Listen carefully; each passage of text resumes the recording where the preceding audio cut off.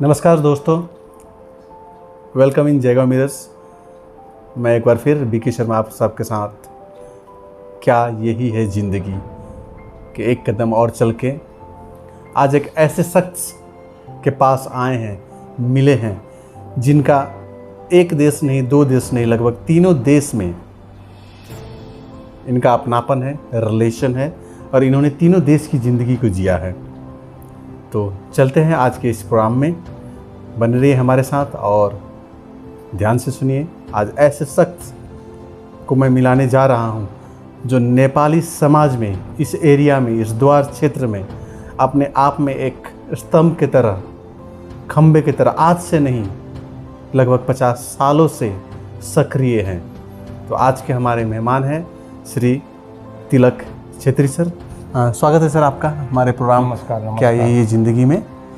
और हम सौभाग्य अपने आप को मानते हैं कि आप जैसे समाज के जीरो से यहाँ तक लाने वाले लोग के साथ हमारी आपसे मुलाकात हो रही है इस जयगांव मिरर्स के क्या यही है ज़िंदगी के प्रोग्राम के माध्यम से।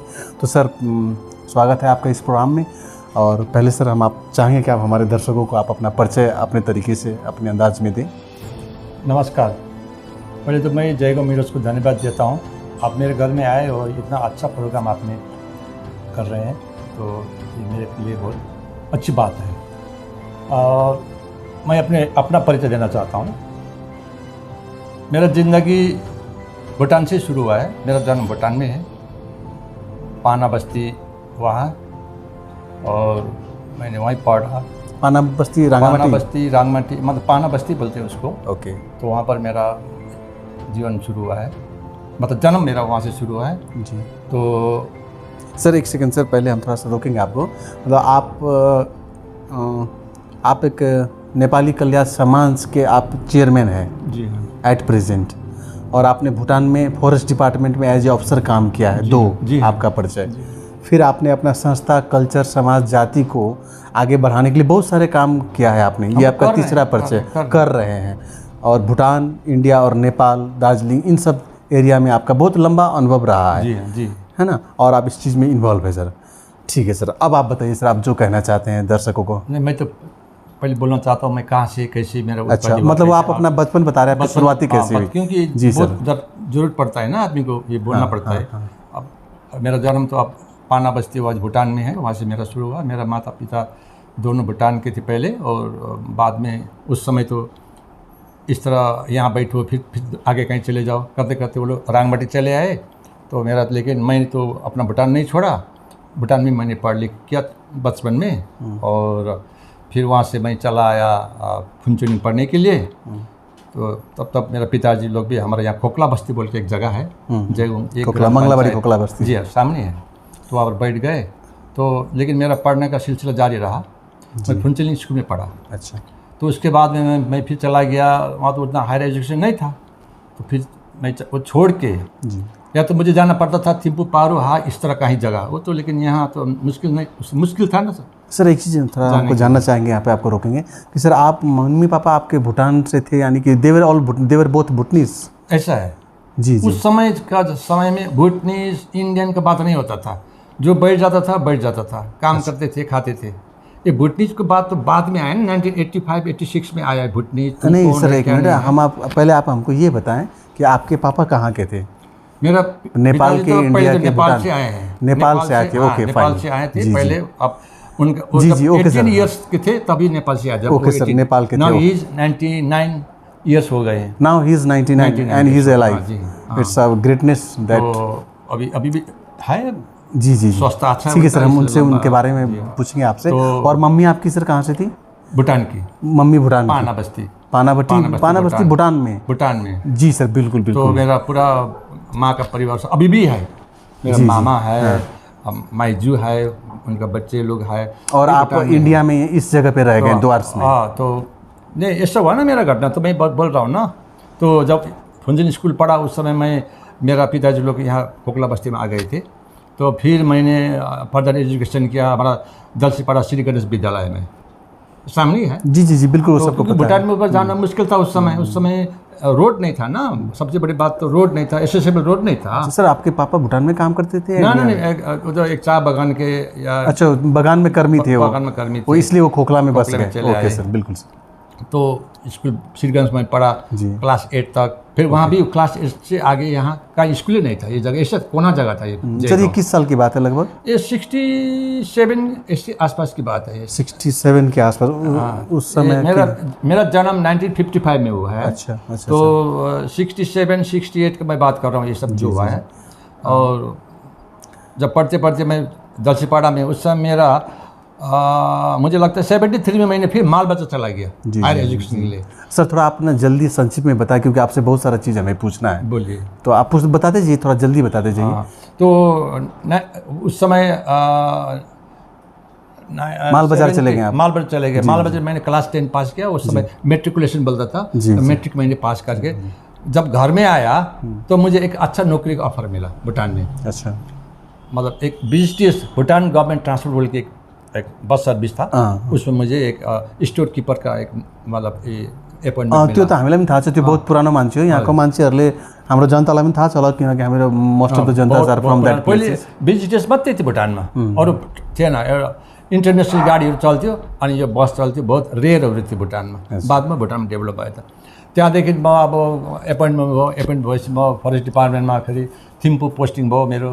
त्यो चाहिँ एक प्रकारको सर्भिस ट्रान्सफर भन्छ। अच्छा हुन्छ। त्यसरी गएर त्यहाँदेखि मैले मेरो फर्दर अब त्यहाँदेखि ट्रान्सफर ट्रेनिङ गरेँ, रेन्जर ट्रेनिङ गरेँ भुटान डिपार्टमेन्टबाट। धेरै कुरो मेरो राम्रो एजुकेसनमा अगाडि म बढ्दै रिकर्ड तपाईँको राम्रो थियो? एकदम राम्रो रिकर्ड। अनि त्यहाँबाट तपाईँ फरेस्ट डिपार्टमेन्टमा जानुभयो? फरेस्ट डिपार्टमेन्टमा गएँ हजुर। भुटान ट्रान्सपोर्टमा कति साल काम गर्नुभयो? त्यो त 1 साल मात्रै गरेँ मैले। 1 साल। त्यहाँबाट तपाईँ फरेस्ट डिपार्टमेन्टमा जानुभयो? Okay sir. फरेस्ट डिपार्टमेन्टमा मैले 15 साल चाहिँ काम गरेँ फरेस्ट डिपार्टमेन्टमा। Okay sir. अनि यो काम गर्दाखेरि मलाई भुटानले मलाई साह्रो राम्रो गर्थ्यो। म स्टिल भुटानलाई माया गर्छु। अच्छा। जसले माया गर्छ उसले त माया दिनु पर्यो। र मलाई भुटानले फरेन पढायो, फिनल्यान्ड पढायो, नर्वे पढायो, मलाई UK पढायो हो, विभिन्न देशहरू पढायो मलाई। अब फरेस्ट रेन्जर ट्रेनिङ गर्दाखेरि म 2 साल ट्रेनिङ गरेको तपाईँ EFRCमा, okay, eastern forest rangers college कर्सियङमा। कर्सियङमा बिट ट्रेनिङ गरेँ मैले 76 77 डाउइलमा, त्यो पनि कर्सियङमा हो। ओके। यसरी मैले भुटानबाट राम्रो एजुकेसन पाएँ, बुझ्नुभयो त। क्लास 10 पढेको मान्छेले यति ठुलो एउटा प्रोफेसनमा जानु भनेको चाहिँ मेरो लागि बहुत ठुलो कुरा हो। मतलब भुटानले तपाईँलाई time to time up to date गरेर तपाईँलाई अफसरसम्म पुरा सपोर्ट गरे तपाईँको भन्नुभयो है? भयङ्कर गरेको। तर विदेश कति देशमा जानुभयो सर तपाईँ? म त युरोप त प्रायः सबै विदेशमै? हजुर विदेश। ओके। विदेश सबै गएको। कहाँ जानुभयो? फिनल्यान्ड भयो, नर्वे गएँ, स्विडेन गएँ, एथेन्स ग्रिसमा गएँ, UKमा गएँ। त्यहाँ सबै चाहिँ मतलब तपाईँ यो ट्रेनिङको पार्टमा त्यो भुटानले ट्रेनिङको पार्ट एज ए अफसर है? जस्तै भने मैले ग्रिस भने तपाईँलाई, स्विडेन, त्यो चाहिँ मेरो एउटा उहीँ बस्दाखेरि म फेरि एउटा एजुकेसन टुरहरू हुन्थ्यो। अच्छा अच्छा। त्यो एजुकेसन टुरमा म घुमेँ। साह्रै राम्रो ठाउँ भाइ, त्यो हाम्रो फरेन कन्ट्री भनौँ न, यो पहाडी क्षेत्र छ त्यहाँ, एकदमै राम्रो ठाउँ। त्यहाँको विकसित मान्छेहरू, उनीहरूको बोलचाल राम्रो, सिस्टमेटिक, डिसिप्लिन भएको मान्छेहरू छ त्यहाँनिर। त्यहाँ बसेँ म। ओके। त्यसको बादमा फर्केर आएँ भुटानमा। त्यति बेला एउटा चाहिँ तपाईँको समस्या थियो भुटानमा। हजुर। समस्या के समस्या थियो भने भुटानमा एउटा नागरिकता ऐनहरू निस्किएर तिमी इन्डियन हो कि नेपालको हो कि भुटनिज हो, त्यो खालको एउटा खोताल्ने कामहरू भइरहेको थियो। त्यो खोताल्ने काममा चाहिँ एउटा भुटानमा एक खालको नराम्रो सृष्टिहरू भयो, राजाको एगेन्स्टमा कुराहरू भयो, देशको एगेन्स्टमा कुराहरू हुँदाखेरि चाहिँ भुटानभित्र एउटा ठुलो आन्दोलन सुरु भयो। अच्छा सर, एकछिन तपाईँलाई रोक्न चाहन्छु। त्यो त हामीलाई पनि थाहा छ, हामी अलिक सानै थियो। अब त्यो ठुलो कुराहरूमा हामी नजाउँ, त्यो पोलिटिकल कुरा हो। तपाईँ त्यहाँबाट यहाँ जयगाउँ आउनुभयो है? अनि मतलब तपाईँको नजरमा चाहिँ भुटानले सपोर्ट गरी तपाईँ भुटानले राम्रो मान्छ? पुरा राम्रो गरेको। किनकि निकै मान्छेहरूले भन्छ कि भुटानले हामीलाई यस्तो गर्यो, बिजो गर्यो, निकाल्यो यताउता, तर तपाईँको नजरमा चाहिँ नै तपाईँलाई चाहिँ मतलब यस्तो नराम्रो थिएन, भुटान राम्रै गर्यो? मेरो हेर्नुहोस् है, म जब 91 मा निस्केँ, मलाई भुटानले राम्रो सर्टिफिकेटै दिएको छ। अच्छा। एकदम राम्रो खालको क्यारेक्टर। पैसा सबै तपाईँलाई मजाले दियो? जति पाउने मैले भुटानमा टाक्टु पाएँ। नभए त उस्तै मान्छेले भने टर्मिनेट गर्थ्यो, मैले त टर्मिनेट नगरेर मलाई त सरकारले एकदम राम्रोसँगले नै सम्झाइ गर्यो। मेरो एउटा सर्भिसको एपोइन्टमेन्ट जुन हुन्छ नि, त्यो मतलब एक्सेप्टेन्स गरेर चाहिँ मेरो पाउने हकहरू मैले पुरै पाएँ। I thank Bhutan government. Okay दर्शकको कमिङ टु द पोइन्ट, एउटा हामीले राम्रो कुरा सरसता जानकारी भयो। मलाई पनि मैले पनि जो सुनेको थिएँ यस्तो उस्तो के नाना किसिमको कुराहरू सुनेको थियो।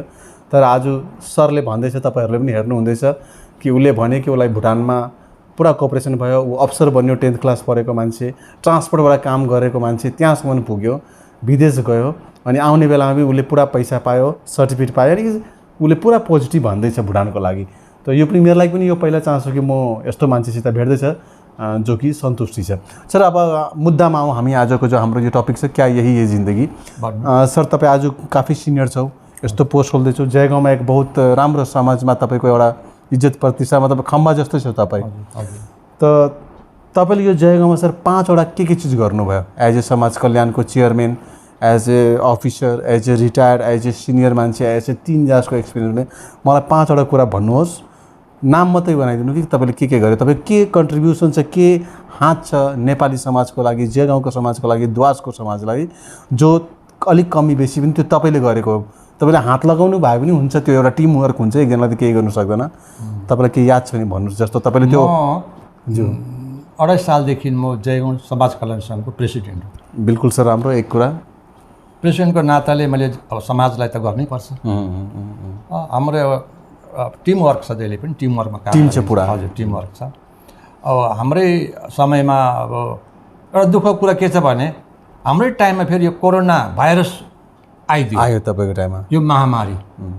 थुप्रै कुरा हामीले सोच्दा पनि गरिसकेन। सरकारको एउटा जुन नियम आइदियो, यो प्रोटोकल मेन्टेन गर्नुपर्छ कोरोनाको। सर एकछिन म तपाईँलाई रोक्नु चाहन्छु। मैले तपाईँलाई भने कि म 5वटा मलाई नाम बताउनु। जस्तो एउटा तपाईँले त्यो समाज कल्याण बनायो, अरू के गर्नुभयो तपाईँले समाज, नेपाली समाजको लागि? जस्तो किताब दियो, किताब नानीहरूलाई पढायो, स्टुडेन्टहरूलाई पढायो, कसै समाजको शादी बिहामा या कसै मर्नेमा यस्तो के गर्यो होला नि सर तपाईँको? पुरा विभिन्न कुराहरू गरियो, 5वटा होइन, बहुतै गरिएको छ। जस्तो म दुई चारवटा हाम्रो जनतालाई बताइदिउँ। यस्तै अवस्थामा हामीले मधु बगान टी गार्डनमा हामीले समाजको कल्याण तर्फबाट लुगाहरू बाँड्यौँ, वस्त्रहरू बाँड्यौँ, उनीहरूलाई खाद्यान्न कुराहरू पनि बाँडिदिउँ। हामीले त्यो ठुलो कुरा गरेको छौँ।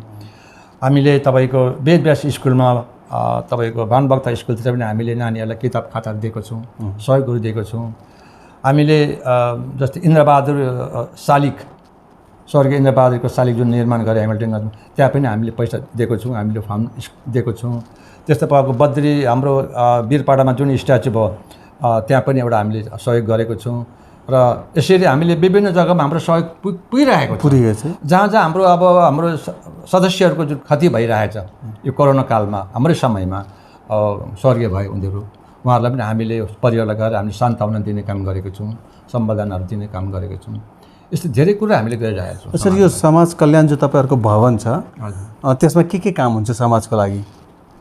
समाजको लागि हामी एउटा तपाईँको त्यहाँ भवन छ अरे, म्यारेज हाम्रो समाजमा गोर्खा भवन पनि छ। गोर्खा भवन छ। अब गोर्खा भवन छ त्यहाँनिर, त्यसमा विभिन्न प्रकारको त्यहाँ भइरहेको छ एक्टिभिटीहरू, बिहाहरू हाम्रो टाइममा भइरहेको छ। अहिले कोरोना गर्दाखेरि बिहाले रोकिएको छ, कम छ। नभए बिहाहरू हाम्रो बेसी गऱ्यो, शादी बिहाहरू चाहिँ त्यहाँ बेसी हुन्छ। र अरू तपाईँको विभिन्न प्रकारको प्रोग्रामहरू, पार्टीको प्रोग्राम हो होइन, नन पोलिटिकल प्रोग्रामहरू सबै आएको हुन्छ त्यहाँनिर। विभिन्न प्रोग्रामहरू त्यसबाट भइरहेको छ। त्यो पनि राम्रै कुरा हो समाजलाई। त्यसबाट अलिकति भए पनि समाजले केही सहयोग पनि पाउँछ। अच्छा सर, एउटा बहुत इम्पोर्टेन्ट क्वेसन मेरो माइन्डमा आउँदैछ, सिधै म तपाईँलाई सोध्नु चाहन्छु। हजुर, नेपाली समाज यहाँदेखि लिएर पुरा देश, नेपाल, भुटान, इन्टरनेसनल लेभल तक तपाईँको अनुभव हुन्छ, के लाग्छ आजलाई यो नेपाली समाज कति प्रोग्रेस गर्यो कि गरेको छैन जस्तोको तस्तै छ कि तल जाँदैछ? के चिजमा प्रोग्रेस गर्यो, केमा गरेन? अरू तपाईँकोबाट के सजेसन छ त्यो तपाईँले आफ्नो जनतालाई दिनु चाहन्छु, हाम्रो समाजलाई एज ए सिनियर? नेपाली भन्दाखेरि अब यहाँ हाम्रो भारतवर्षमा 1950 सन्धिको आधारमा, नेपाल भारतको जुन सन्धिको आधारमा यहाँको नेपालीहरूलाई अब भारत सरकारले पूर्ण स्वाधीन दिएको छ। यहाँनिर बस्नु, खानु, राजनीति गर्नु, एजुकेसन सबै दिएको छ। हामी यसमा खुसी छौँ। हामी अब गोर्खा, हामी गोर्खा जाति हौँ। यहाँ बसेपछि हामी गोर्खा जाति। Gorkhas are well known in the world, पुरा दुनियाँमा गोर्खाको एउटा नाम छ, सम्मान छ। टु से गोर्खा, हामी यहाँ गोर्खा भन्न चाहन्छु। र यही विषयमा हामीहरू हेर्दाखेरि चाहिँ गोर्खाल्यान्ड पनि एउटा राम्रो इस्यु थियो है, बिचमा कुनै कारणले गर्दाखेरि अब यस्तो ढिलो भएको छ, सायद भोलि गएर हुन्छ होला। धेरै राम्रो कुराहरू छ हाम्रो नेपालीमा गोर्खामा यो कुराहरू। तर कतिवटा हाम्रो अहिले समाजमा एजुकेसन सिस्टम अलिकति बिग्रेको गरले गर्दाखेरि चाहिँ म भन्छु अलिक सन्तुष्ट छैन। राम्रो कुरा के भयो सर? यस्तो एजुकेसन के छ भने हाम्रो चाहिँ बङ्गालको जुन एजुकेसन पोलिसी छ यो सही छैन, यो चाहिँ एकदम म भन्छु गलत छ। के छ भने हेर्नुहोस् वेदव्यास स्कुल यहाँ छ, सरकारी स्कुल हो, भानुभक्त स्कुल छ त्यो गैर सरकारी स्कुल हो, त्यस्तो विभिन्न दल्सीपाडामा छ, खोक्लामा छ, हाम्रो डुवर्सभरि छ नेपाली स्कुलहरू सरकारी स्कुलमा छ, हायरमा पनि छ।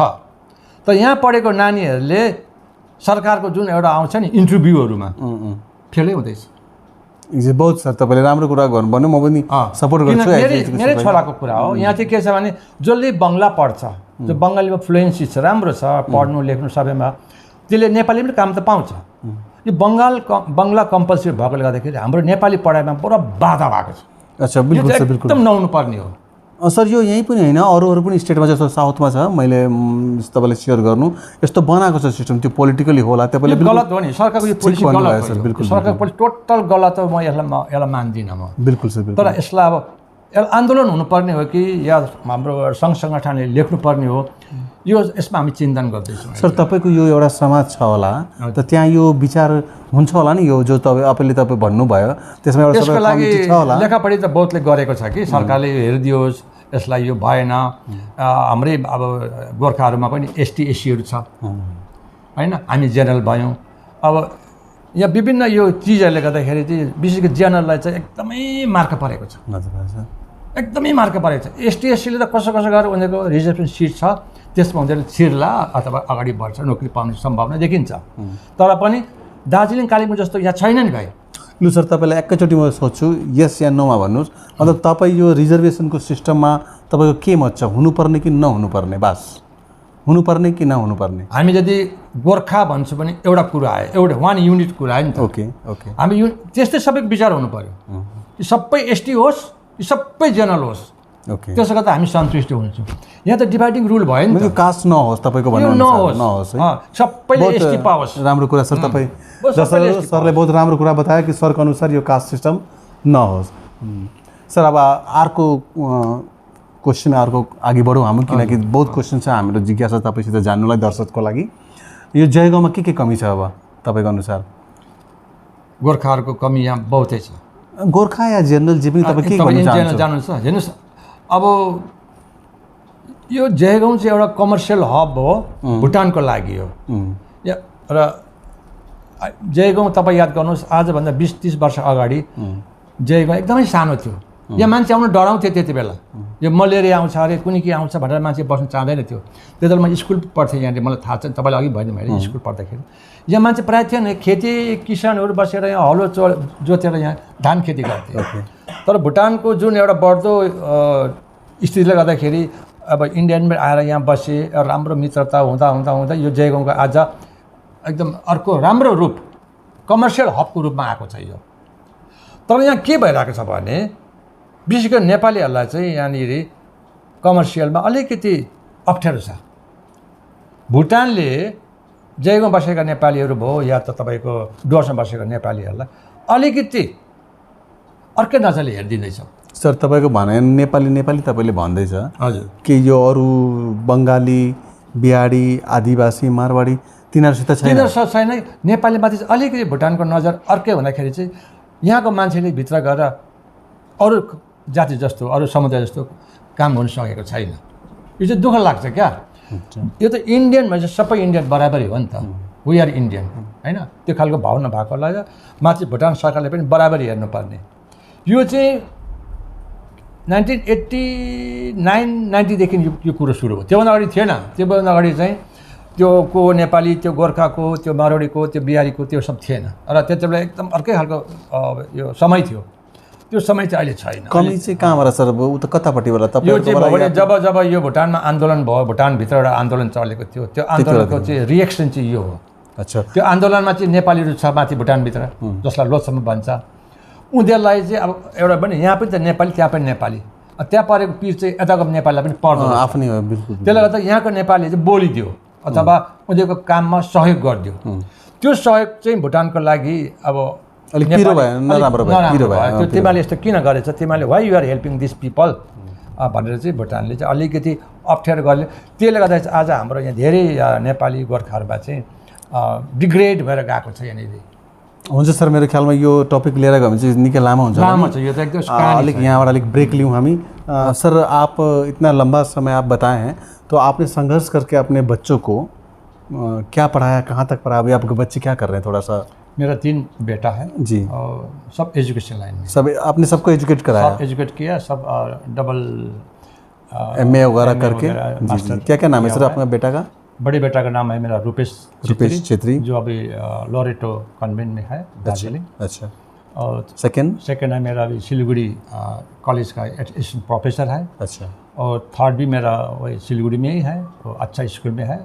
और हमारा सब खानदानी एजुकेशन लाइन में 5 साल तक एजुकेशन लाइन में था। जी। I like this professional line, बहुत अच्छा एजुकेशन लाइन में। हालांकि लोग तो यहाँ बोलते हैं कि एजुकेशन लाइन ठीक नहीं है, वो इंजीनियर करो, डॉक्टर करो बोलता है, लेकिन मैं देखता हूँ बेटर इज एजुकेशन लाइन है सर। बहुत बढ़िया हो ये लाइन। तो सर, जनतालाई के भन्नु चाहन्छु, तपाईँ यत्रो एजुकेटेड भएको मान्छे, अफसर भएको मान्छे, नानीहरूलाई पनि पढाएर टिचर बनायो, तपाईँ जनता र तपाईँ आफ्नो समाजलाई के सजेसन दिन चाहन्छु? आफ्नो समाजलाई, हाम्रो गोर्खा नेपाली समाजलाई एक दुईवटा शब्द भनिदिनु कि के तिनीहरूले के गर्नुपर्ने, पढाउने हो या दुःख सुख गरेर कसरी पनि नानीलाई पढाउनुपर्छ? या हामीलाई तपाईँले प्रश्न राम्रो राख्नुभयो। हाम्रो गोर्खाहरू चाहिँ व्यवसाय पनि जान्दैन, त्यति कमी छ।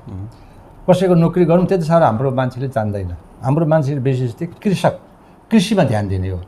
हलो जोतेर जुन चाहिँ चिज आउँछ त्यो कमाएर त्यसको फल खाने जाति। मतलब मेहनत गर्यो, कमाए खाए, मेहनती मान्छे हो। हाम्रोमा कम बुद्धि पनि हुन्छ, हामी मेहनती जाति हौँ। तर हामी एउटा यस्तो सहरमा बसेको छौँ, अहिलेको मोडर्न युगहरू भइसकेको छ, चेन्जहरू आइरहेको छ हैन। अब पहिला भन्थे पढ लेखी के काम, हलो जोती माम भन्थ्यो। माम भनेको खाना। अच्छा। हलो जोती माम भने चाहिँ काम करके आपको मिलेगा, पढ्ने से कोही फाइदा नहीं है। अच्छा, त्यस्तो भन्थ्यो पहिला? त्यस्तो भन्थ्यो, नपढ्नु भन्थ्यो। मलाई भनेको मेरो हजुरआमाले भनेको मलाई जहिले पनि कानमा लाग्छ। अच्छा। तर मेरो बुवाले हामीलाई जहिले पनि पढाउनु भयो। अच्छा। पारदर्शिता, दूरदर्शिताले बनाएको चाहिँ हामीले पढ्यौँ। र हाम्रो नानीले जति पढ्यो त्यति राम्रो, चाहे त्यो नानीले काम पाओस् नपाओस्, पढ्नु चाहिँ पर्छ। एजुकेसन चाहिँ लिनै पर्छ। कुनै पनि एजुकेसन तपाईँमा स्ट्यान्डर्डमा जानु, तपाईँले एजुकेसन चाहिँ गर्नै पर्छ। कतिवटा हाम्रो नानीहरू पढाउँदै 10 क्लास 8 क्लासमा छोड्छन्, यो चाहिँ गलत हो। त्यस्ता नानीहरू प्रायः बिग्रिन्छन्। बहुत राम्रो सर, बहुत म तपाईँलाई यसको लागि यो यस्तो राम्रो तपाईँले यो सजेसन दिनुलाई त्यसको लागि म तपाईँलाई धन्यवाद दिन्छु। दर्शकहरू, कुनै हालतमा नानीहरूलाई पढाउनुपर्छ, दुःख गरेर कसरी पनि पढाउनुपर्छ है सर? हजुर, एकदमै। अनि सर, मतलब अब सफरलाई अघि बढाउँ है हामी। यस्तो दुःख सुख माथि चल्दा पनि तपाईँले पनि निकै जिन्दगी बिताए है सर? हजुर। जिन्दगी के हो तपाईँको मानेमा? जिन्दगीलाई कसरी परिभाषा गर्नुहुन्छ? जिन्दगी एउटा सङ्घर्ष रहेछ। जिन्दगी हामीले यस्तो हुँदो रहेछ कि भाइ, समयअनुसार हाम्रो जिन्दगी बदलिनु रहेछ। समयको अनुसार हाम्रो जिन्दगी बदलिन्छ। जब हामी एउटा जवान थियौँ त्यति बेला हामी त मर्दैन पनि होला भन्ने सोच्थ्यौँ। त्यति बेला हाम्रो सोच अर्कै खालको, कमाउने सोच, के गर्ने सोच भयङ्कर, त्योपट्टि ध्यान जान्थ्यो, एकदम ध्यान आकर्षण त्यतापट्टि हुन्थ्यो हाम्रो। तर हाम्रो अलिकति यो उमेर ढल्केपछि चाहिँ फेरि जिन्दगीको सोच अर्कै हुँदो रहेछ। अब हाम्रो सोच, जस्तो मेरो सोच अहिले समाजमा काम गरौँ, समाजलाई उत्थान गरौँ, हाम्रो समाजको जुन नेपाली गोर्खाको जुन कल्चरहरूलाई बढाउँ हैन, हामीलाई कसरी अर्काले राम्रो भनोस्, त्यो खालको हाम्रोमा सोच हुँदो रहेछ। बुझ्नुभयो त? समाजको बदलिँदो रहेछ नि त समाजमा। अच्छा सर, यो मलाई तपाईँको यो कुराले एउटा राम्रो चिज याद आयो। यो हाम्रो कल्चर स्पेसली गोर्खाको नेपालीको आजकल म पनि हेर्दैछु कि त्यो हाम्रो त्यो पुरा ट्रेडिसनल त्यो दौरा सुरुवालहरू, टोपीहरू, खुकुरी सुकुरी लगाउनु सिस्टम छोड्दैछ त हो। कहाँ तपाईँ यसलाई सन्तुष्टि छ? एकदमै सन्तुष्ट छैन, यो एकदमै सन्तुष्ट छैन। किन सन्तुष्ट छैन भने हामी गोर्खा त भन्छौँ, हरेक गोर्खा घरमा एउटा खुकुरी हुनुपर्ने एउटा हुन्छ नि, त्यस चिजको आइडेन्टिकल के हो भन्ने कुरो चाहिँ हामी गोर्खाको चाहिँ, जस्तो मेरो नेपाली टोपीमा अहिले यहाँ खुकुरीको चिन्ह छैन, अब राखिँदैन। यो चाहिँ विकृतिको साइन। विकृति मतलब अब हाम्रो कुप्रभाव समाजमा त्यो देख्दैछ, डाउन भएको मतलब छैन। अहिले मेरो घरमा खोज्यो भने खुकुरी छैन हैन। कतिवटा कुरा अहिले हाम्रो घरमा नेपाली गोर्खा घरमा जुन संस्कृत बताउने सामानहरू केही पनि छैन। यो चाहिँ के भयो भने अलिकति एजुकेसन गर्दा पनि हो, एजुकेसनले गर्दा पनि चेन्ज भएको है। किनभने हाम्रो पढाइ चाहिँ अब त्यस्तै प्रकारको मोडर्नमा लग्यो है, मोडर्नमा लग्यो। अब नानीहरू त सिक्नुपर्ने हो, त्यो नानीले सिक्नु पाएन। तो यसको जिम्मेदार को हो सर? आमा बाउ हो र समय हो। त तपाईँ पनि आफ्नो लागि जिम्मेदार मान्छ? म जिम्मेदार मान्छु। मैले मेरो छोरालाई टोपी दिनु सकेको छुइनँ। आजले टोपी लाउनुलाई लाउँदिनँ भन्छ, दौरा सुरुवाल लगाउनु भयो भने लाउँदिनँ भन्छ मेरो छोराछोरीहरूले, हाम्रो समाजको छोराछोरीहरूले। जति यो हाम्रो उमेरको मान्छेकोमा त दौरा सुरुवाल अहिलेसम्म छ। अब आउने नेक्स्ट पिँढीहरूकोमा दौरा सुरुवाल हुँदैन, टोपी पनि हुँदैन। र यो चाहिँ अब विकृतिहरूलाई भन्छु। यसलाई चाहिँ हामी समाजमा अब संस्कार संस्कृति हेऱ्यो भने चाहिँ हामी चाहिँ अलिकति कतै न कतै नराम्रो बाटोतिर जाँदैछ हामी है। र यो चाहिँ भोलि गएर हामीलाई गोर्खा भन्नु पनि सायद सुहाउँदैन होला, त्यस्तो स्थिति आउँदैछ। बिल्कुल सर, बहुत बहुत राम्रो छ, धन्यवाद। दर्शकौँ, सरले के भन्नुभयो, I think sir has explain very nice. संस्कृति जसको समाज छैन उसको केही छैन, जसको समाज छैन उसको केही छैन, किनकि हामी एउटा सामाजिक प्राणी हो। म कृपा गर्छु सरसित कि यो सब कुरालाई तपाईँ ध्यान दिनु। सर अब अघि बढाउँ अर्को क्वेसनलाई। सर भन्नुहोस्। तपाईँले जिन्दगी मजाले सम्झाए सर, सङ्घर्ष हो। अरू यो राम्रो कुरा चाहिँ के भन्छ, टाइमको टाइम यो सोच बदलिन्छ भनेर नि सर। हजुर एकदम, यो चाहिँ एकदमै रहेछ है। अब सर बहुत इम्पोर्टेन्ट क्वेश्चन छ हाम्रो जयगाउँ मिरर्सको यो प्रोग्राम, क्या यही है जिन्दगी? त्यही सवाल सर तपाईँलाई, क्या यही है जिन्दगी? के तपाईँको जिन्दगी यही हो भयो या अरू केही इच्छा आकाङ्क्षा छ तपाईँलाई? हामीलाई हेर्नुहोस्, इच्छा आकाङ्क्षा त बहुत हुन्छ मान्छेलाई, म के नै बनिनु म चाहन्छु, तर सकिँदो रहेनछ। यो नसकिने जुन तपाईँलाई मैले कुरा भने, यो चाहिँ के छ भने नि, यहाँ सहयोगको कमी छ यो ठाउँमा। विदेशमा तपाईँको हेर्नुहोस् है, आज विदेश कहाँदेखि कहाँ पुग्यो। तपाईँको सबै मान्छे किन विदेश जान्छन् अहिले? कुनै काम गर्नु लागि। त्यहाँको स्ट्यान्डर्ड, त्यहाँको एजुकेसन सिस्टम, त्यहाँको काम गराए, त्यहाँको विश्वसनीयहरू कुराहरू अर्कै छ। पैसा पनि पैसा होला, पैसा छ है। जस्तो म भनौँ न, म नौरे बस्दाखेरि मैले काम गर्नु पर्दा कोही हामी काम पनि गर्थ्यौँ नि। अब एउटा हुन्छ नि टाइम पासमा काम गर्थ्यो, पर आवर मैले 10 करोड भन्छ, त्यहाँ 10 करोड पाउँथेँ, which is equivalent to 400 rupees, 1 करोडको। अन्त त्यसरी हामीले पैसा कमाउँथ्यौँ वहाँ। मतलब पैसा चाहिँ बाहिर, मतलब मन लाग्छ काम गर्नु मन लाग्छ, पैसा ट्याक्कै पाइहाल्छ, सिस्टम राम्रो छ। त यहाँ चाहिँ तपाईँको परिश्रम गरेर पनि तपाईँको त्यो फल चाहिँ पाउँदैन, बुझ्नु त। र जिन्दगी हेर्नुहोस्, मान्छे किन अगाडि कुद्छन् बुद्धिस्ट? यही कारण, टु गेट टु बेटर जिन्दगी। पैसा छ त जिन्दगी छ, पैसा छैन जिन्दगी छैन। सर वो जो हमें कहते हैं क्या यही है ज़िंदगी, तो मैं आपसे जानना चाहूँगा कि आपका जो ज़िंदगी है अब तक, या क्या यही है ज़िंदगी, तो आपको लगता है कि आपने जिस तरह से ज़िंदगी बिताया वैसे ही बिताना चाहिए या और कुछ करना चाहिए था जो मैंने नहीं किया? तो यस्तो कोही दुःखो अफसोस छ तपाईँलाई कि जिन्दगीमा मैले यो गर्नु पाएन, यहाँ चाहिँ मैले रङ गरेँ? यस्तो कोही घटना, कोही इन्सिडेन्ट दर्शकहरूलाई बताउनु ताकि हामी त्यस्तो नगरोस्, हाम्रो दर्शक त्यस्तो नगरोस्। यो पुरै जिन्दगीमा तपाईँले हेर्नुहोस्, मेरो आधा जस्तो जिन्दगी त मेरो भुटानमा बितेको हो। बिल्कुल बिल्कुल। भुटानको जिन्दगी कति राम्रो थियो, एउटा प्रोफेसनल लाइनमा थियो, फरेस्ट रेन्जर भएर राम्रो काम गर्थेँ, सबैले स्याबास दिन्थ्यो, सबैको मलाई गुण थियो। त त्यहाँ त्यस्तै परिस्थिति परेर म यहाँ जयगाउँमा आएर बसेँ। जयगाउँ बस्दा अहिले 30 साल भइसकेको छ यहाँनिर। जयगाउँमा मैले पुरा सङ्घर्ष गर्नु पऱ्यो।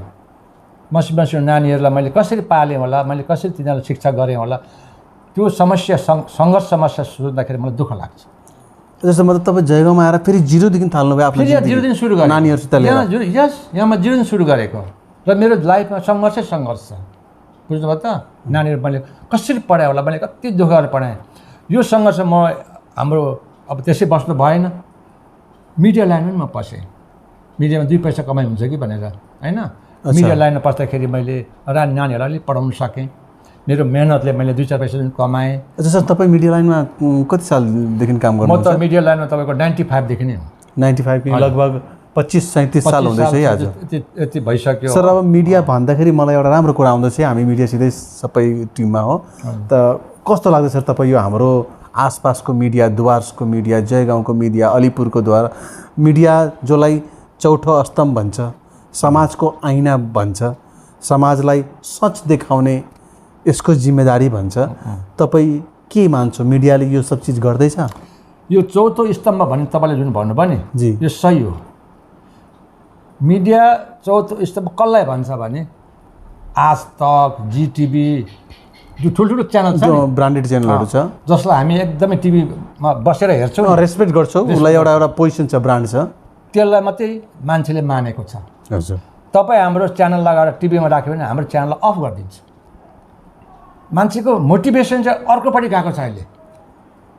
सही हो फोर्थ स्तम्भ बुझ्नुभयो त। र हाम्रो जुन चाहिँ गराइ छ जुन लोकल जुन हामी जस्तो जयगोमा गर्दैछौँ जयगोमा जुन गर्दैछौँ। एकछिन सर मिडियाले यहाँ दुईवटा सवाल छ एकैचोटि तपाईँले जवाब दिनुपर्छ छिटो जवाब दिनुपर्छ। मिडियाले आफ्नो काम गर्दैछ कि गरेको छैन सर पहिला यो भनौँ गरेको छ कि छैन।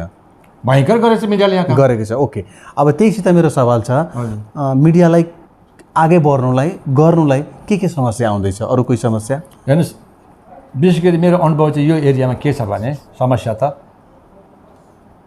जब गोर्खाल्यान्डको इस्यु आएको थियो त्यति बेला सबको मनमा माइन्ड चेन्ज भएको थियो। साँच्चै नै गोर्खाल्यान्ड हुन्छ कि क्या हो कतिजना मान्छेलाई गोर्खाल्यान्ड भएपछि हाम्रो समस्याहरू हुन्छ होला यस्तो कुराले गर्दाखेरि चाहिँ त्यो समयको जुन समाचार आउँथ्यो त्यसमा मान्छेको ध्यान आकर्षण हुन्थ्यो। आज नेताले के भन्दैछ भन्ने कुरामा चाहिँ त्यो समाचारपट्टि मान्छे कुद्थ्यो बुझ्नुभयो त। समाचारको प्रति विश्वास थियो। पेपर पाउनलाई मान्छेहरू बुक स्टोरमा गएर लाइन लागेको हुन्थ्यो। तपाईँ अहिले गएर हेर्नुहोस् बुक स्टोर मान्छे एउटा छैन बिहान। बहुत राम्रो कुरा सर एउटा छैन किनभने एक्टिभिटिज छैन नि त। एक्टिभिटी नभएपछि मिडियाको काम पनि त्यस्तै प्रकारले दर्शक पाठक वर्गहरूले हेर्दो रहेछ उहाँहरूले पनि। अहिले तपाईँ हेर्नुहोस् मिडियाहरूलाई हामी खोजी कुदी गर्दैछौँ होइन यहाँ जान्छौँ त्यहाँ जान्छौँ खोजी हामी कलेक्सन गर्दैछौँ ताकि हाम्रो समाजको जुन ऐना चाहिँ जनताले अथवा पाठक वर्गले पढ्नु सकौँ अनुभव गर्नु सकौँ हामी ट्राई गर्छौँ।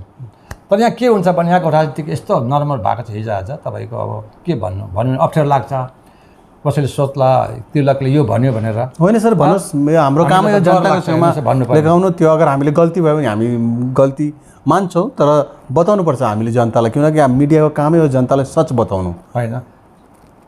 हामी त भरसक राम्रै लेख्छौँ नि सही कुरा लेख्छौँ तर यहाँ पार्टी यस्तो प्रकारको उनीहरू चाल खेल छ एउटा राम्रो लेख्यो भने पनि अर्कोले त्यसलाई किन यस्तो लेखिस् भन्छ। पार्टी मतलब यहाँ मान्छे पार्टी त होइन पोलिटिकल पार्टी पुरा प्रेसर हुन्छ। ओके सम्झिनुहोस् जयगोमा आज एउटा र्याली भयो ओके तृणमूल कङ्ग्रेसले रिलिज गरे लु सपोज इक्जाम्पल लियो त्यसमा 1000 जना मान्छे छन् एउटा हामीलाई हुन्छ नि एउटा यस्तो अनुभवले यहाँ 1000 जना छन् मैले 1000 जना लेख्छु नि त भोलि पेपरमा 1000 जनै आउँछ अथवा टिभीमा 1000 जनै आउँछ म पनि च्यानलमा पनि छु म जुक्त 1000 जनै भनेर आउँछ मलाई खबर आउँछ फोन आउँछ तपाईँले कसरी 1000 मान्छे लेख्यो अरू पार्टीको फोन आउँछ ओके त्यही तृणमूलबाटै फोन आउँछ तपाईँले यहाँ त तपाईँ कस्तो प्रकारले हेरेको हाम्रो 10,000 थियो हाम्रो 5,000 थियो तपाईँले के लेखेको यो द्याट मिन्स तपाईँको नजर चाहिँ अर्कोपट्टि थियो छ भन्ने हुन्छ। अच्छा तपाईँले राम्रो गर्नु हुँदैछ र पनि त्यो पार्टीले तपाईँलाई ब्लेम लगाउँछ कम्ती नै लेख्यो तपाईँ किन लेख्यो उनीहरूको सोच चाहिँ हुन्छ कि यो मान्छेको सोच चाहिँ अर्को पार्टीपट्टि छ कि क्या हो त्यो खालको सोच छ। हामी चाहिँ भरसक जो देख्छौँ त्यही लेख्छौँ। अच्छा सर मलाई थाहा छैन मैले सोध्नुपर्ने कि नसोध्ने तर मेरो इच्छा गर्दैछ मेरो पर्सनल के सर मिडियाको काम दाम गर्दा अरू मतलब प्रेसर पर्छ मान्छेहरूले धम्काउँछ सिधै सोधौँ तपाईँलाई यस्तो हुन्छ या कसैले नराम्रो भनिदियो यस्तो भएको छ सर तपाईँलाई लाइफमा या बाटोतिर कसैले के भयङ्कर भएको जस्तै जयगाउँ थानामा हामी बडा न्युज कलेक्सन गर्छौँ। अच्छा त्यहाँ कलेक्सन गर्दाखेरि चाहिँ अब भनौँ न 4 जना चोर पक्रियो इक्जाम्पल यो उनीहरूको नाम त लेख्नु पऱ्यो नि त बिना नाम लेख्दा न्युज बनिँदैन। त्यो चोरहरूको नाम चाहिँ हामीले त्यो चोर लेख्नु त भएन होइन आरोपी पक्रियो भनेर लेखेको हुन्छ। हामीले 4 जना आरोपी पक्रेर आज जयगाउँ थानाले अलिपुरद्वार चलान गर्यो लेखेको हुन्छ हामी त्यसरी हामी न्युज गर्छौँ। त्यो 4 जनाको नाम लेखेपछि 4 जनाले धम्की दिन्छ जस्तो घटनाहरू भइरहेको छ। तपाईँलाई हेर्छु तँलाई हेर्छु तैँले मेरो नाम किन हालिस् म बदनाम भएँ मलाई त पक्रियो ठिक छ मलाई अलिपुर पठायो ठिक छ त पेपरमा नआएको त म राम्रै हुन्थेँ नि त यु आर द रेस्पोन्सिबल तिमीले गर्दा मेरो जिन्दगी खराब भयो भनेर धम्की पनि आएको छ। अनि हामीलाई लेख्ने पनि डर छ यस्तो कुरा घटनाहरू हामीलाई बारम्बार परेकै हो। त तपाईँ जनतालाई के गर्नु सक्छ सर? म एज ए मिडिया पर्सन के भन्नु चाहन्छु, के रिक्वेस्ट गर्नु चाहन्छु? हामी मिडिया वर्गले त मिडियामा म जान्नु मतलब नि मैले अघि तपाईँलाई भने कि समाजको जुन चाहिँ छ चल्दै गरेको जुन सामाजिक उथलपुथलहरूलाई देखाउने, सही बाटो सही कुराहरू बताउने, यो हाम्रो मेन अब्जेक्टिभ हो। तर पाठकले नेगेटिभ प्रकारले पढिदिएपछि त हामीलाई दुःख लाग्छ नि त, हामीले गरेको फल त राम्रो पाइएन नि। यो चाहिँ हामीलाई एउटा मिडियाको मान्छेलाई प्रायः दुःख लागेको कारण र आज हाम्रो मिडिया अगाडि नबढ्नु कारण यही हो। म तपाईँको भनेको अनुसार कि सर तपाईँले जनताको लागि नै काम गर्छ मिडियाले, तर त्यो जनताले नै त्यसको फल सन्तुष्टिजनक दिँदैन, नेगेटिभ दिन्छ। लो यो तो दर्शकों ये तो बहुत अच्छा सवाल मेरे हिसाब से आया है कि हम जिसके लिए जो काम करते हैं, क्योंकि मीडिया जनता का होता है और फिर वहीं से कहीं ना कहीं मीडिया को संतुष्टिजनक सवाल खड़ा करता है, पब्लिक लोग खड़ा है सर। तो आप क्या करना चाहेंगे, उनको क्या नहीं करना चाहिए? मतलब हम लोग को फ्री छोड़ देना चाहिए? फ्री तो है ही सर, मीडिया मेरे ख्याल में फ्री होना चाहिए। फ्री है लेकिन मैं बोला ना फोर्थ स्टॉप तो है, लेकिन वो बड़े बड़े चैनल के लिए है। अच्छा, छोटे हम लोग जैसे चैनल के लिए नहीं है। अच्छा, हम लोग छोटे छोटे चैनल को बहुत असुविधा है और हम लोग आज़ादी से काम नहीं कर पाते हैं, आज़ादी से काम नहीं कर पाएंगे और हम लोग प्रशासन से भी उतना हम लोग हेल्प नहीं मिलता है। बिल्कुल। जबकि मान लीजिए आज कोई बड़ा चैनल जयगो में आया तो प्रशासन सतर्क होता है, प्रशासन को पीछे भी लग जाता है, वो उसको प्रोटेक्शन मिलता है। लेकिन आप छोटे छोटे को नहीं मिलता है। ये प्रशासन की तरफ भी ये सब थोड़ा भाई ये ठीक नहीं लग रहा है। बिल्कुल, दो तरह के। बहुत अच्छा सर, बहुत अच्छा सवाल। दर्शकों एक बार फिर हम आपको याद दिलाना चाहेंगे, अब ये आपके ऊपर है, मीडिया को क्या करना चाहिए, कहाँ तक ले जाना चाहिए। ये जनता जो चाहे कर सकती है, जनता सरकार बदल सकती है, जनता जिसको ऊपर बैठा सकती है, नीचे ऊपर से ला सकती है, ये आपके हाथ में है। तो दर्शकों हम अगर हमने ऐसा कुछ बोल दिया होगा सर से या हमने, तो हम आपसे क्षमा चाहेंगे, लेकिन हमारे जो दिल में भावना था हमने वो प्रकट किया, क्योंकि मीडिया सच दिखाना मीडिया का काम है। तो सर अब आगे चलते हैं। बोलिए सर, आप मतलब अपना पत्नी का नाम बता सकते हैं? हाँ बताऊंगा। क्या नाम है पत्नी का सर? मेनका छेत्री। मेनका छेत्री, बहुत अच्छा सर। और बड़ा वाला बेटा का नाम? रुपेश छेत्री आपने कहा था, फिर हम लोग वहाँ रुक गए थे किसी कारण, कहीं और चले गए थे। सेकंड वाले बेटा का नाम? श्रीराज, वो भी एजुकेशन लाइन में। और थर्ड? उपेंद्र। चलिए सर, बहुत परिवार भी आपका अच्छा, एजुकेशन भी अच्छा, लंबा समाज भी।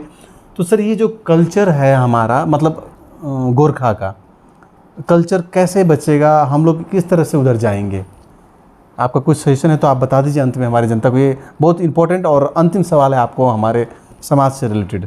आप क्या टिप्स, क्या सजेशन देना चाहते हैं अपने समाज को, वो क्या क्या करे वो और क्या ना करे? हाँ, आपने अच्छा फिर सवाल किया है। समाज के लिए हम लोगों का जो सोच है कि समाज आगे बढ़े, हम लोग का जाति का उत्थान हो, संस्कृति अच्छा रहे, इसके लिए हम लोग जैसे देवगढ़ में एक देवकोटा लक्ष्मी प्रसाद देवकोटा का जो स्टैचू भी लगाए हैं, ताकि इससे ये होता है कि यहाँ के लोगों को कि हाँ ये आदमी ने कुछ किया, इसके कारण हम लोग बच्चों को भी अच्छा होगा, सीख लेगा। बिल्कुल। हाँ, जैसे कभी लक्ष्मी प्रसाद देवकोटा कैसे थे, नहीं होता है कभी साल में 2 बार 1 बार हम लोग उसके जाके फूलमाला करते हैं। तो क्यों करते हैं? क्योंकि वो अच्छा आदमी था, उसने एक गुण ये काम किया, तो हमारे बच्चे भी यही सीखे बोल के तो कर रहे हैं। तो उसलाई हेरेर मतलब नयाँ पिँढीले उसलाई आदर्श गरोस्, कुछ सिक्ल्यो है। यस्तै प्रकारको अब हाम्रो एउटा मन्दिर पनि छ, भानुभक्त छ, भानुभक्त कवि भानुभक्तको छ। जस थुप्रो हाम्रो छ। जस्तो अब रिसेन्टली तपाईँको 63 टी गार्डनमा त्यो एउटा टिजी प्राइमेरी स्कुल छ नि, तपाईँ बाटामै पर्छ, त्यहाँनिर कवि गायक स्वर्गीय हरिभक्त कटवालको एउटा स्ट्याचु बनिँदैछ। उसको पनि योगदान छ नि, ऊ आसामको मान्छे हो, एउटा कवि हुन्। उसले अब के गर्यो भन्ने कुरामा त्यो पनि एउटा त्यहाँ कथा छ नि, त्यहाँ पनि एउटा कथा छ नि त। त्यो लाउनु मतलब नि एउटा त्यसको एउटा मतलब जान्छ। सर एउटा बहुत राम्रो मलाई याद आयो, तपाईँ क्षमा चाहन्छु, त्यो हाम्रो त्यो सुपर मार्केटमा त्यो भएको त्यो मेजर मल्लाज्यूको त्यो पनि एउटा बहुत बडा यस्तो जग्गामा छ, त्यसले एकदम राम्रो सन्देश दिन्छ, रानी लक्ष्मी बाई जस्तो नि सर। त्यो उहाँको चाहिँ जन्म चाहिँ देहरादुनको। अच्छा, भारतवर्षको देहरादुनको। भारतमा नेपाली त बहुत छ नि त, होइन बहुत छन्। त्यति बेला अब ब्रिटिसको समयमा अब फौज चाहिएको थियो, ब्रिटिस यता चाहिरहेको थियो। नेपाली गोर्खाहरू बहुत बहादुरी, गोर्खालाई पुरा लगाउने, होइन। त्यो क्रममा अब दुर्गा मल्लले पनि चान्स पाए। त्यति बेला तपाईँको यो सुभाषचन्द्र बोसको जुन फौज थियो त्यहाँ उहाँ लाग्यो। लाग्दाखेरि अब उसले परिक्रम देशको लागि लड्यो नि त। लड्दाखेरि अब त्यो के बुझेको अब त्यो टाइमको 1945 को केस हो यो। उसलाई ब्रिटिसले झुन्ड्याएर मारिदियो। एउटा मान्छेले देशको लागि लड्छ होइन, मर्छ, त्यस्तो मान्छेले त्यसो गर्दाखेरि चाहिँ पब्लिकलाई लाग्छ नि त होइन। उसलाई हामीले सम्झिनुपर्छ। वीर, यसलाई वीर गाथा मतलब देशभक्ति जनाउन आउनुपर्छ हामीलाई। त्यो जनाउनलाई चाहिँ यो चाहिँ उसको लागि हामी अलवेज हामी उसलाई याद गर्नु। यो स्मृति चिन्हहरू हो, बुझ्नु त, स्मृति चिन्ह हो। और सर एउटा मन्दिर पनि छ कहाँनिर तपाईँहरूको एउटा समाजको मन्दिर? हाम्रो जयगाउँ काली मन्दिर छ, काली मन्दिर छ है, हाम्रो शिव मन्दिरहरू छ यहाँनिर, थुप्रै मसिनमा अरू शिव मन्दिरहरू छ। र मेन चाहिँ हाम्रो केन्द्रमा एनएस रोडको छेउमा बसेको चाहिँ जयगाउँ काली मन्दिर छ। त्यो सबको मतलब मोटो मतलब विचार चाहिँ यो हो कि समाज इम्प्रुभ गरोस् हो कि? अब हामी त्यस्तो चाहिँ हामी धार्मिक, फेरि हामी हिन्दूहरूमा विशेष गरी गोर्खाहरू धर्म पनि पुरा अगाडि नै छ। र अब एउटा धार्मिक केन्द्र त हुनु पऱ्यो त्यहाँ हाम्रो। सर यहाँ पनि म सानो हुँदा मलाई याद छ, म यङ हुँदा या म पनि यहीँ हुर्केको, मतलब नेपाली समाजमा हामी हेर्थ्यौँ उनीहरू जस्तै बसेको कि पुरा मान्छेहरू यस्तो खुकुरी, यस्तो ढाल्का टोपीहरू यस्तो लगाएर मादल सादल पनि अगाडि थियो। एकछिन म अब मेरो सवाल पुरा गरौँ।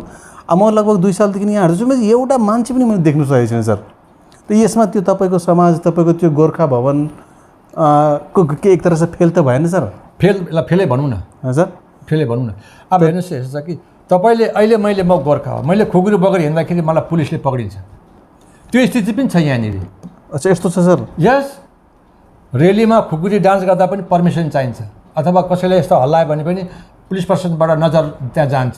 किन यो मान्छे अलिकति पुलिस प्रशासनबाट पनि भनौँ न, राज्य सरकारबाट पनि खुकुरी भिर्ने गोर्खाहरूप्रति अर्कै लुकआउट छ अलिक। अच्छा मतलब अलिक मान्छेहरू डराउँछन् क्या, म सिधै भन्छु, म खुल्ला त्यो छैन। त्यसको के उपाय छ सर? मतलब कि पब्लिकलाई पनि डिस्टर्बेन्स नहोस्, हामी तपाईँको कल्चर पनि बाँचोस्। अब हामी जुन ठाउँमा बसेको छौँ, जुन राज्यमा बसेको छौँ, राज्यको हुकुम त मान्नु पऱ्यो नि त। यहाँ यही खालको हुकुम छ कि अब गोर्खाले त्यति अब चाहेको छैन कि त्यसबाट हामी अगाडि गर्नु, हामी सेफ्टी नै बसौँ होइन। अलिक त्यसलाई के भन्नु, अब त्यस्तो खालको उत्ताउलो नगरौँ भन्ने खालको भएको छ। पहिला त तपाईँ खुकुर बोकेर हिँड्थ्यो नि तपाईँको। अब भने त मैले, हामी त गृहस्थी घाँस दाउरा काटेर हामी हुर्किने मान्छे, हाम्रो जीविका त्यसरी चल्ने मान्छे, अलवेज यहाँ खुकुरी हुन्थ्यो। तर अहिले कहाँ छ? प्रशासनबाट पनि हाम्रो नानीहरू बहुत चाहँदैन, बुझ्नुभयो त। त्यसै पनि खुकुरी चलन हिजोआज हराइसकेको छ। मैले अघि तपाईँलाई भने गोर्खा घरमा खुकुरी हुनै पर्ने, कुनै पनि कामकाजमा खुकुरी, खोइ तेरो खुकुरी कहाँ छ ले त भन्दाखेरि खुकुरी देखाउन सक्नु पऱ्यो नि त। खुकुरी छैन, द्याट मिन्स खुकुरी लुप्त हुँदै जाँदैछ। अच्छा सर, सर अब अलिक बाटो यता चेन्ज गरेर अलिक रिल्याक्सतिर जाउँ है। तपाईँ आफ्नो बचपनको कोही घटना याद छ तपाईँलाई? कसै टिचरको आदर्श, जो टिचर तिम्रो आदर्श थियो, उसले तपाईँलाई केही सिकायो, या कोही घटना जसमा तपाईँले केही सिक्यो, या यस्तो केही नराम्रो गरे जस्तो तिमीलाई त्यसको अझै पनि याद छ, या तिमीले हामीलाई के सजेसन दिनु चाहन्छौ नानीहरूलाई, आजकल त्यो जेनेरेसनको नानीहरूलाई यसको माध्यमबाट? हेर्नुहोस्, इमान्दारी त अलवेज हुनैपर्छ। कोही पनि इमान्दारी बिना त संसार हामी जिउनै सक्दैनौँ। तर कोही बेला कस्तो आफै परिआउँछ घटनाहरू। के हुँदो रहेछ भने, मलाई एउटा तपाईँलाई याद दिलाइदिनु भयो। म त्यति बेला भुटान पढ्थेँ। त्यति बेला हाम्रो यहाँ डाँसो पृथ्वीमान घले भन्ने एउटा काउन्सिलर थियो। काउन्सिलर भनेको चाहिँ होइन, राजाको सँगै अब काउन्सिल गर्ने। ओके ओके, यहाँको प्रब्लमहरू काउन्सिलर, एडभाइजर जस्तो, म्यानेजर जस्तो थियो। त्यति बेला म पढ्दाखेरि त्यो बाटोमा अब कोदो रोपेको थियो। कोदो भन्छ तपाईँलाई थाहा छ? मिलेट त्यो रोपेको थियो बाटोमा। अब म बदमास, म चाहिँ पहिले बदमासी थिएँ नि त मान्छे, मतलब बदमास भने कस्तो मान्छे कुट्ने बदमास थिएँ, तर त्यस्तै उत्तर टाइपको बदमास थिएँ। नानीहरू हुन्छ। त्यो 2टा कोदोको बाला मैले यसरी बाँधिदिएछु बाटोमा। ओके, 3-4 ठाउँ बाँधिदिएछु। ओके, मलाई के थाहा पृथ्वीमान घले आउँदैछ भनेर। अच्छा, आउँदाखेरि ऊ 3-4 ठाउँमै लडेछ। यो तपाईँको स्कुलको घटना हो? यो स्कुलको घटना, स्कुल पढ्दाको घटना। ओके। अन्त म त्यति बेला क्लासमा थिएँ। सिधै आएर उनीहरूको अब मान्छे पठायो। अन्त यहाँ कसले यस्तो गऱ्यो भन्दाखेरि चाहिँ म सिन्सियर, मैले गरेको, इमान्दार मैले गरेको थिएँ, यसै बाँधेको थिएँ मैले भन्दाखेरि चाहिँ च्याप्प समाचार मलाई यस्तो धुलाइ भयो। तपाईँले ठ्याक्कै भन्दियो मैले गरेको भनेर? भनिदिइहालेँ नि, लुकाउने कुरा आएन। यस्तो प्रकारले सोधिदियो कि मैले भन्नै पर्छ। अच्छा, मलाई यस्तो धुलाइ भयो, मेरो त तलबाट त पनि निस्क्यो। हुन्छ सर, त्यहाँबाट मलाई एउटा लेसन, मलाई त्यहाँदेखि म कहिले त्यो न बाला बाँध्छु, न कसैमाथि अपराधी गर्छु, न मेरो केही छ। यसले चाहिँ मलाई एउटा बिग लेसन चाहिँ के दियो भने, बदमास गऱ्यो भने यसको फल पाउँछ छिट्टै। पाउँदो रहेछ है? त्यहाँ त मैले 10 मिनटमै फल पाइहालेँ नि त। बदमास गरेपछि तपाईँको तुरन्तै तपाईँले फल पाउनुहुन्छ। र बदमास चाहिँ नहुनु, बदमासी चाहिँ नहुनु। बहुत अच्छा सर, आपने बहुत सारे सवालों का बहुत अच्छी तरह से समझाया। हम समझते हैं हमारे जयगांव मिरर्स के जो दर्शक है, जनरल लोग हैं, उनको बहुत बहुत ज्ञान अच्छा और ऐसा चीज़ आपने जो बताया जो जनरल जनरेशन को भी काम आऊँगा। अब सर आज का अंतिम सवाल, बातें तो लंबी चलेगी, उसका कोई अंत नहीं है, आपके साथ बड़ा मज़ा आ रहा है। ये जो भूटान गेट है फुनचुलिंग और जयगांव, इस विषय में जो ये लगभग 2 साल से हम लोग देख रहे हैं, अभी बंद है, तो इसमें ने आपके पास क्या क्या इन्फॉर्मेशन है एज ए मीडिया, आपने क्या क्या सफ़र किया और क्या विचार सर, इसके बारे में आप क्या कहना चाहते हैं हमारे जनता को? देखिए, ये तो बहुत आज का इसमें टफ सवाल यही है, मुझे लगता है लास्ट वाले है। देखिए, जयगांव जो बसा है पूरी तरह 100% मैं बोलता हूँ कि भूटान के निर्भर में है। और भूटान के व्यवसायी लोग यहाँ के, वहाँ के लोग, भूटानीज लोग यहाँ के खरीदारी करते हैं, यहाँ बैठते हैं। इतना अच्छा दोस्ती है 2 देशों का, भारत और भूटान का, जिसके चलते जयगांव इतना बड़ा आज शहर बना हुआ है। अब देखिए 6-7 तले मंजिल भी बनते जा रहा है अभी। तो ये क्यों हुआ? ये तो 2 देश का अच्छा रिलेशन के कारण, अच्छा संबंध के कारण से ये हुआ। सबसे बड़ी है यहाँ पर एक कमर्शियल हब हुआ ये जयगांव, बहुत बड़ा व्यवसाय जयगांव को मिनी इंडिया कहा जाता है, व्यवसाय केंद्र है। लेकिन चलते चलते चलते अचानक एक कोरोना वायरस कहाँ से आ गया, लास्ट 2020 से होगा मुझे लगता है ये शुरू हुआ है, मार्च से शुरू हुआ, मतलब वो तो दिसंबर जनवरी से हो गया था, उसी आसपास शुरू हुआ, लेकिन पूरी तरह से मार्च में असर किया। मार्च से जब ये गेट बंद हुआ, इसके पहले कभी लोग नहीं सोचा था कि इस तरह ये होगा वो होगा, कभी नहीं सोचा था। लोग यहाँ बहुत खुश थे। जैसे गेट बंद हो गया 2-3 महीना, 3-4-5 महीना तक तो लोग सोच रहा था गेट खुलेगा, गेट खुलेगा, गेट खुलेगा, कोई किसी को हताश नहीं था।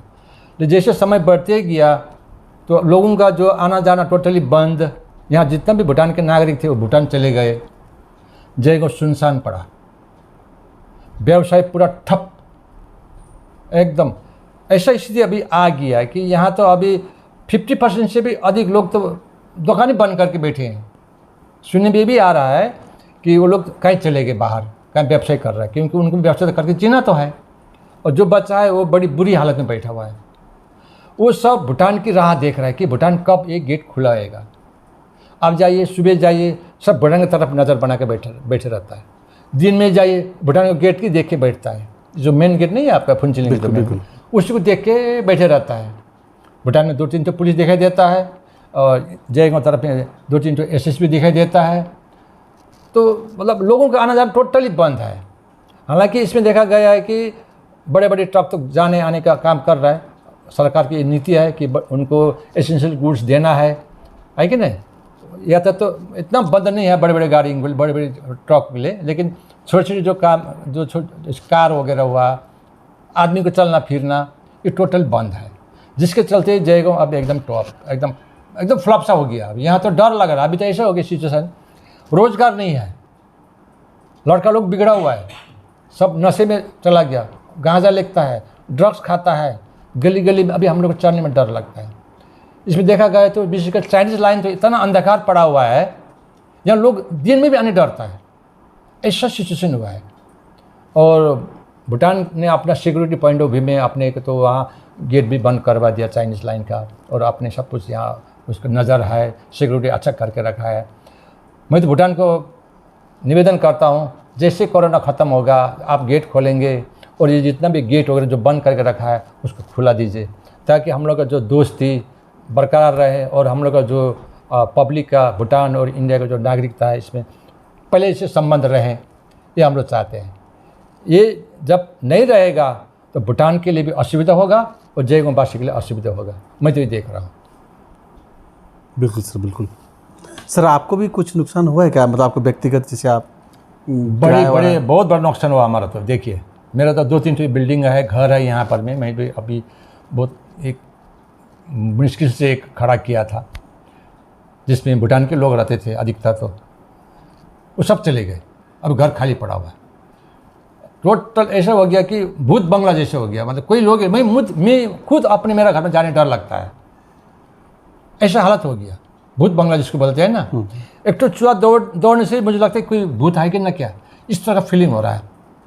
ये सिर्फ मेरा नहीं, बल्कि मैं देखता हूँ दूसरा को मैं पूछता हूँ तो वो लोग बोलता है कि अपना घर में ढुकने में डर लग रहा है। ये स्थिति हो गया, ये हालत हो गया। ये जयगांव में ये हालत यदि आगे बढ़ते रहेगा तो मुझे लगता है ये जयगांव स्थिति जो हालत है वो और ख़राब होते जाएगा और यहाँ रहना मुश्किल होगा। तो मेरा फिर भी वही निवेदन है भूटान गवर्नमेंट को, जैसे ये कोरोना का जो है इसको ख़त्म होगा, हो सके तो जल्दी से इसको सॉल्व किया जाए। जल्दी से सॉल्व क्या होगा, गेट खुलवा दें, लोगों को आने जाने के लिए रास्ता बना दें। यही मेरा निवेदन है, ताकि हम लोग फिर से जो मित्रता बरकरार रहे। हम लोग दुश्मन, कोई किसी के दुश्मन नहीं है।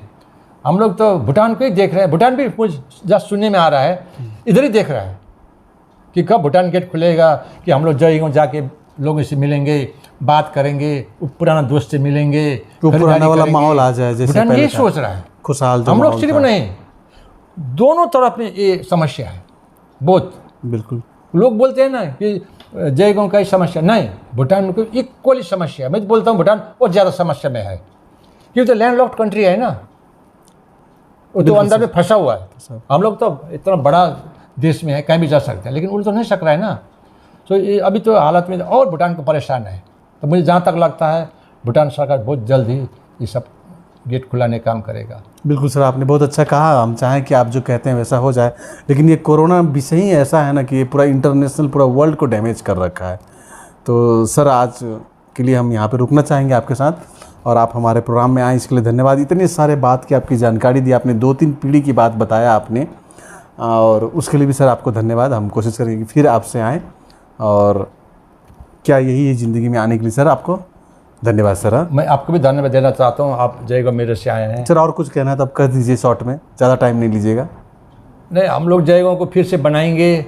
जयगांव जैसे था पहले, आज से 2 साल का पहले जो जयगांव था, अब फिर मैं वही जयगांव देखना चाहता हूँ, बल्कि और बेहतर जयगांव देखना चाहता हूँ। बेहतर दोस्ती जयगांव से, फुनसिलिंग का दोस्त लोगों से हो, हम लोग का जो एक तो ट्रेड अच्छा बने, और हम लोग का जो उनसे रिलेशन अच्छा रहे। मैं यही देखना चाहता हूँ। ये है मेरा ज़िंदगी, मैं इसमें खुश हूँ। बिल्कुल सर, बिल्कुल आई सर। Be happy. आपके हमारे प्रोग्राम क्या यही ज़िंदगी में आने के लिए आपको धन्यवाद। तो दर्शकों, ये था आज का हमारा प्रोग्राम क्या यही है ज़िंदगी। मैं एक चीज़ आप सबसे जयगांव टीम्स की तरफ से निवेदन करता हूँ कि आज हमने सर से जो भी सवाल पूछा और इन्होंने जो भी बताया, इसका सिर्फ और सिर्फ यही मकसद है कि हम बातों को जाने, अनुभव को जाने। हमारा कोई किसी से, प्रशासन से, आम आदमी से, किसी पार्टी से, किसी लोगों से कोई भेद नहीं है। और अगर ऐसा होता है तो हमें क्षमा करें, क्योंकि हमारा मकसद सिर्फ है लोगों को लाना, आदमिता को आगे बढ़ाना, मीडिया को आगे बढ़ाना। और आप लोग हमारे दर्शन अच्छी तरह से जानते हैं जयगांव मिरर्स को। तो ऐसा कुछ हो गया होगा तो हम हाथ जोड़ के आपसे क्षमा मांगते हैं। देखते रहिए, बने रहिए, क्या यही है ज़िंदगी। फिर आपसे मिलेंगे, क्योंकि जहाँ चाह वहाँ राह, कदम बढ़ रही है। आप लोग भी अच्छे से रहिए, खुश रहिए। नमस्कार। नमस्कार।